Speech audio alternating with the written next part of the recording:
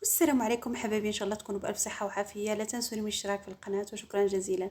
وهنا مريم راحت للقصر وشافتها الست الكبيرة مريضة ومزقتها هناك، واتصلت بعائشة وخبرتها بالموضوع. لكن أبا مريم راح لعائشة عشان يعرف مكانها، لكنها لم تخبره.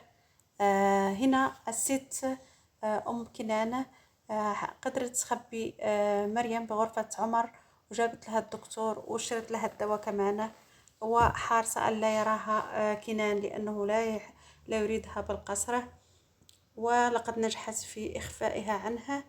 هنا كنان ما جاه نوم بالليل، وبعدين راح خبرته أنه لازم يرتاح.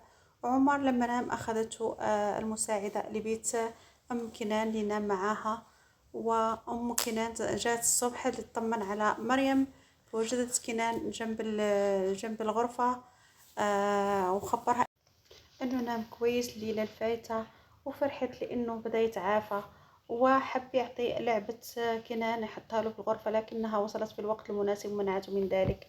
يا ترى شو راح يصير، يشوف مريم ام لا؟ هذا ما سنراه في الحلقة القادمة. تابعوني ولا تنسوا الاشتراك في القناة.